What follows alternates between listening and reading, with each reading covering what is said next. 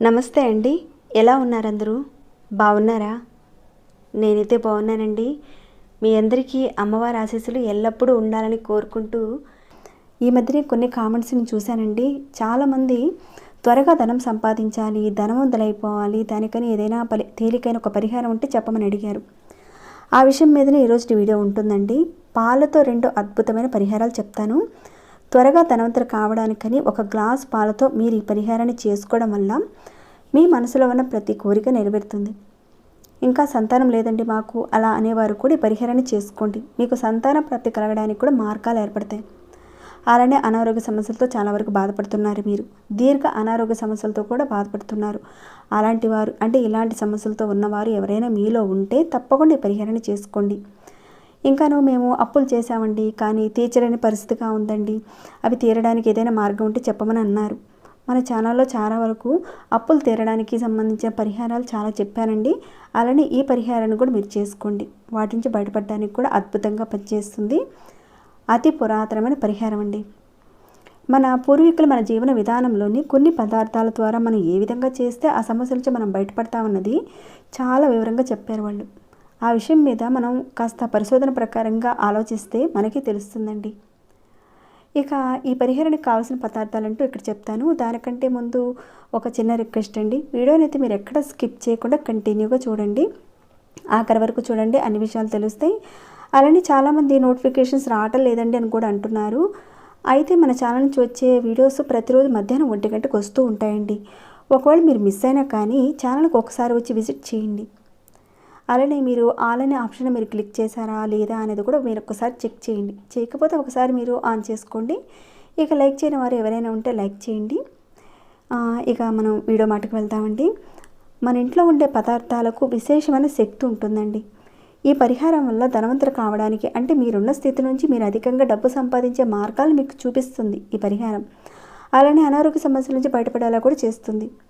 ఈ వీడియోని చూసేవాళ్ళు ఎవరో ఒకరైనా సరే అనొచ్చు అనమాట. ఏంటంటే మేము ఆల్రెడీ అనారోగ్య సమస్యలతో ఉన్నామండి, మీరు చెప్పిన పరిహారం చేస్తాము, కానీ మేము ఒక్క ట్యాబ్లెట్ కూడా వేసుకోకుండా కూర్చుంటామండి, మరి తగ్గిపోతుందని ఇలా అనేవారు ఒకరో ఇద్దరు కూడా ఉంటారండి, అన్నవారు కూడా ఉన్నారు ఇంతకుముందు. అందుకే చెప్తున్నాను. ప్రస్తుతానికి అనారోగ్య సమస్యలు ఉన్నాయి. మీకున్న సమస్య మీద మీరు ట్రీట్మెంట్ తీసుకుంటూనే ఈ పరిహారాన్ని మీరు చేసుకుంటే ఏదైతే తీవ్రంగా ఉందో ఆ సమస్య అంటే మీరు నడవలేని పరిస్థితిగా ఉంది, కానీ నడిచే స్థితికి కనీసం వచ్చేలా మార్గాలు చూపిస్తుంది పరిహారం. అంతేకాని మీరు వేరే రకాలుగా మాత్రం ఆలోచించకండి. చెప్పాలనిపించింది మనసుకి, అందుకే చెప్పాను. ఇక మనకు ధనం లేకపోయినా అనారోగ్యం సరిగ్గా లేకపోయినా కానీ ఏదీ చేయలేం కదండి, అంతా పూర్తిగా డౌన్ అయిపోతుంది. కాబట్టి ఈ చిన్న పరిహారాన్ని పరిపూర్ణమైన విశ్వాసంతో చేయండి. ఎందుకంటే ప్రతి పరిహారానికి విశ్వాసము పరిపూర్ణమైన నమ్మకం ఉంటేనే ఆ పరిహారం ఫలిస్తుంది. మనం తర్కంగా ఆలోచించాలి, పరిపూర్ణమైన మనసుతో చేయాలి, అప్పుడే మనకి మంచి ఫలితాలు ఉంటాయండి.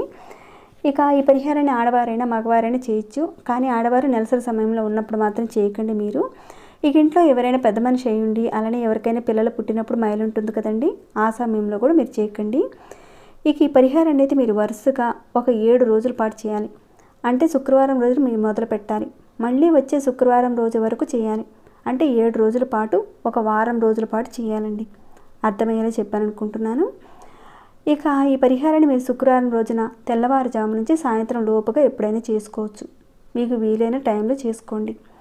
ఇక పరిహారం చేసే ముందే మీరు స్నానం చేసే పరిహారాన్ని అయితే చేయాలి. ఉదయం చేస్తే ఉదయం స్నానం చేసి చేసుకోవాలి. ఒకవేళ సాయంత్రం చేద్దామనుకున్నారు, దానికి ముందు స్నానం చేసుకొని పరిహారాన్ని చేయాలి. ఇక ఇక్కడ పరిహారానికి కావాల్సిన పదార్థాలు ఏంటో చెప్తానండి. పచ్చి ఆవు పాలు అవసరం ఉంటాయి, అలానే కొద్దిగా పంచదార, ఇంకాను కుంకుమ పువ్వు, అలానే పసుపు, ఇవన్నీ కూడా అవసరం పడతాయండి పరిహారానికి. ఇక మీరు పరిహారాన్ని చేసే ముందుగా ఏదైనా ఒక గ్లాస్ తీసుకోండి. అది చిన్నపాటిదైనా పెద్దదైనా పర్వాలేదండి, గ్లాస్ మాత్రం అవసరం ఉంటుంది. దాంట్లో పచ్చిపాలు తీసుకోండి. తీసుకున్న తర్వాత దాంట్లో కొద్దిగా పంచదార వేయండి, ఈ మాత్రం చాలండి. అలానే దానిలో కొద్దిగా కుంకుమ పువ్వు వేయండి. మనకి మార్కెట్లో బాగా దొరుకుతుందండి కుంకుమ పువ్వు, ఒక ప్యాకెట్ తెచ్చుకొని దాంట్లో నుంచి కొద్దిగా కుంకుమ పువ్వుని దాంట్లో వేయండి, ఈ మాత్రం చాలండి. ఇక దాంతో పాటుగా కొద్దిగా ఒక చిటికెడు పసుపు వేయండి. తర్వాత దీనంతా కూడా కలిపి ఏం చేస్తారంటే ఈ పాలను తీసుకువెళ్ళి మీకు దగ్గరలో ఎక్కడైనా రావి చెట్టు కానీ లేదంటే మర్రి చెట్టు కానీ, అంటే ఈ 2 చెట్లలో ఏ చెట్టు ఉన్నా పర్వాలేదండి మీకు దగ్గరలో. మిగతా చెట్ల దగ్గర మాత్రం చేయకండి పరిహారాన్ని. రావి చెట్టు దగ్గర కానీ లేదా మర్రి చెట్టు దగ్గర కానీ చేయాలి. ఈ 2 చెట్లు కూడా దేవతా వృక్షాలు. రావి చెట్టు సాక్షాత్తు విష్ణు స్వరూపం, మర్రి చెట్టు సాక్షాత్తు శివస్వరూపం. అలా ఈ 2 చెట్లలో ఏ చెట్టు ఉన్నా పర్వాలేదండి. ఆ చెట్టు దగ్గరికి వెళ్ళి ఒకసారి మీరు నమస్కారం చేసుకుని, మీరు తీసుకువెళ్ళిన ఆ పాలను ఆ చెట్టు మొదట్లో పోయండి. పోసిన తర్వాత ఒకసారి నమస్కారం చేసుకోండి. మీ మనసులో ఉన్న ధన సంబంధితమైన కోరికలు, సంతాన సంబంధితమైన సమస్యలు, కోరికలు ఇవన్నీ కూడా త్వరగా నెరవేరాలని కోరుకోండి. అలా మీరు కోరుకొని తిరిగి ఇంటికి వచ్చేయండి. ఈ విధంగా మీరు శుక్రవారం నుంచి ప్రతిరోజు చేస్తూ ఒక 7 రోజుల పాటు చేయాలి. చెట్టు దగ్గరికి వెళ్ళడం, ఈ విధంగా చెప్పిన విధంగా చేస్తూ ఉండడము.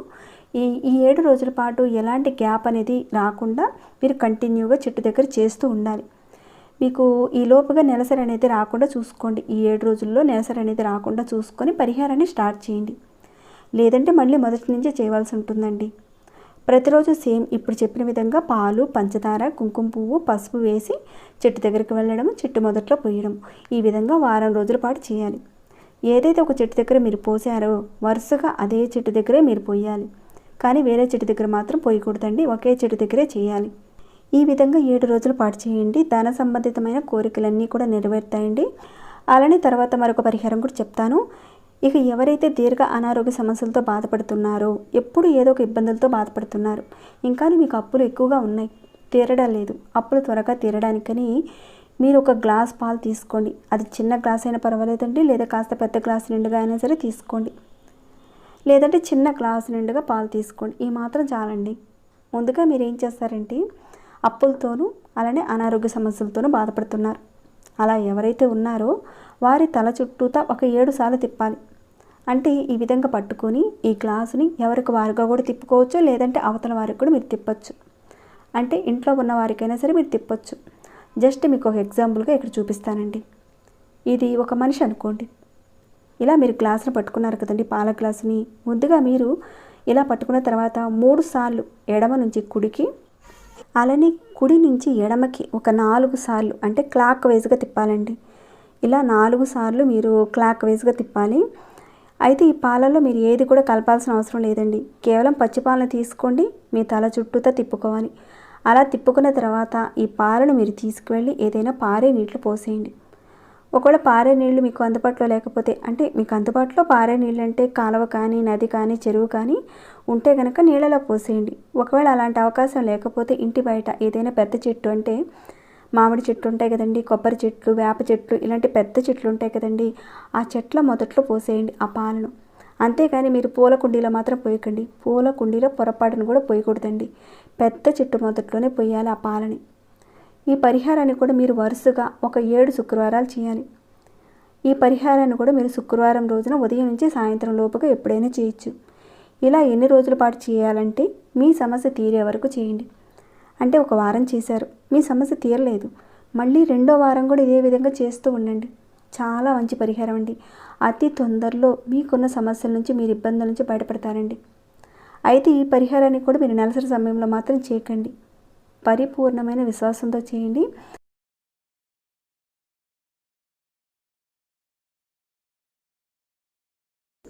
అలానే ఈ పరిహారాన్ని మీకు తెలిసిన వారందరికీ కూడా షేర్ చేయండి. ఇప్పుడు చెప్పుకున్న సమస్యలు ఉన్న వారికి మీరు హెల్ప్ చేసిన వారు అవుతారు.